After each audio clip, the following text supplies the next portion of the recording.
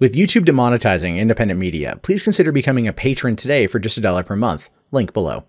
Last summer, we had the tidings, the start of a cinematic universe called Dark Universe, right? And Dark Universe was one that I personally was and still am excited for. So when I came across this news a couple days ago that the Dark Universe might not be done after all, I was like, oh really? Please tell me more. Because I enjoyed The Mummy. I liked what they did with it. I was hoping I want to see more. I wanted to see this particular universe come together. And I know I'll catch a lot of flack for this, and I know I'll get a lot of shit for this, but that's fine with me. But I love the idea of a connected universe, right? I do. I love the idea of a connected universe done well. The problem with the Dark Universe, though, is that, like, instead of establishing one film and building off of that, they went into it kind of announcing far too much. Right. And we've seen this too with, like, King Arthur was meant to be like I think like a 5-film cinematic universe or a 6-film cinematic universe. That's now just down to the one movie and the nothing else from there. Robin Hood comes out later on this year. They're wanting that to be a cinematic universe. And the trailer looks a little bit too stylized, I think, for it to work as well as they wanted to, but we'll wait and see. This one, though, was cool because this one was like the monsters, and I'm a big Monster Squad fan, and so it's like, imagine like a team-up movie. Kind of cool, man. It's like League of Extraordinary Gentlemen, and I liked League of Extraordinary Gentlemen. But anyway, let's get into this one here. So it says, before Marvel Comics brought their characters to the screen or Star Wars made spinoffs, the first cinematic universe was made up of Universal monster movies. Recently, Universal had the idea to bring these classic characters back with something called Dark Universe. However, the plan has hit numerous setbacks over the years since The Mummy was released in theaters, making us question whether or not it would actually become a universe at all. The last thing we heard was that Dark Universe was potentially being reconfigured, but it seems that perhaps the franchise sees some light at the end of the tunnel. Artist Robert Vargas recently posted to Instagram that he met with the Dark Universe team at Universal, and it appears he'll be contributing in some fashion, which means things are apparently moving forward.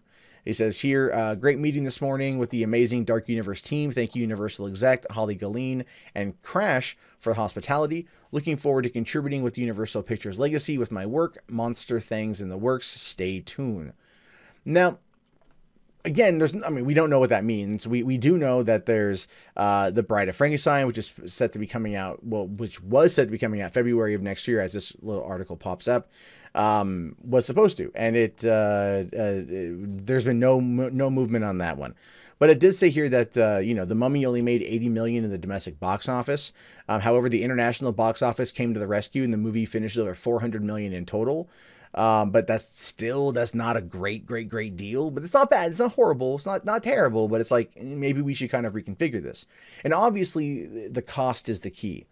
But when it comes to Tom Cruise, and when it comes to having him be in these films, especially with like the Mission Impossible movies, that franchise, he's taken pay cuts right off the top in order to do these movies, in order to then get points on the back end, and I think to be allowed to do his own stunts. I think that's another part of what he does. But that's his business model, and it works. It didn't work out here as much as they wanted it to, right? It just didn't. And that might have had a lot to do with Alex Kurtzman not having Roberto Orci with him, right? Or Robert Orci, or Orci, I forget how you pronounce the name. But like, those two work well together in tandem. Separate, gets a little bit iffy, right? Now, but then he also walked away from the franchise, went over to Star Trek Discovery, and I think he even walked away from Star Trek Discovery.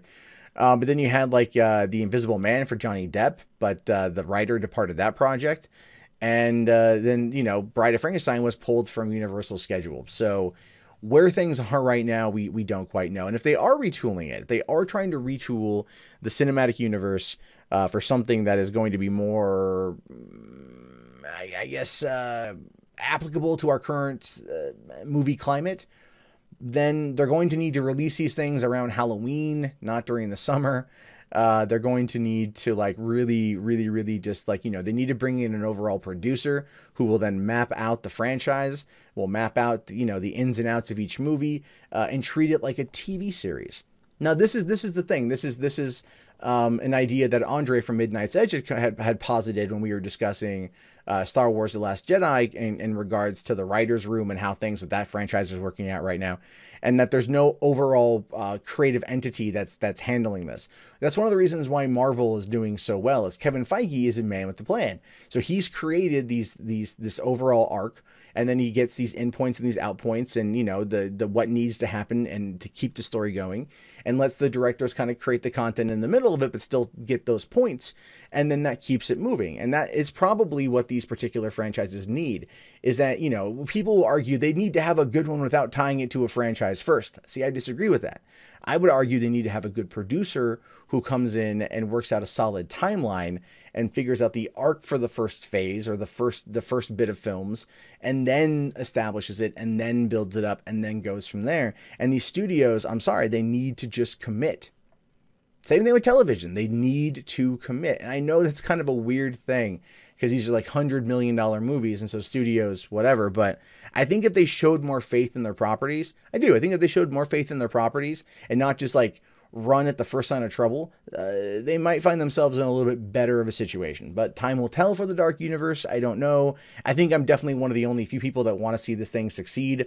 Most other people out there just want to watch it crash and burn, and I get why. I do, but I'm always like kind of like the eternal optimist when it comes to these things. So I can only hope that we do get to see something and that they actually are able to kind of turn it around and maybe make it profitable. But then again, look, you have to look to Kevin Feige, because if you don't, you're just not going to succeed.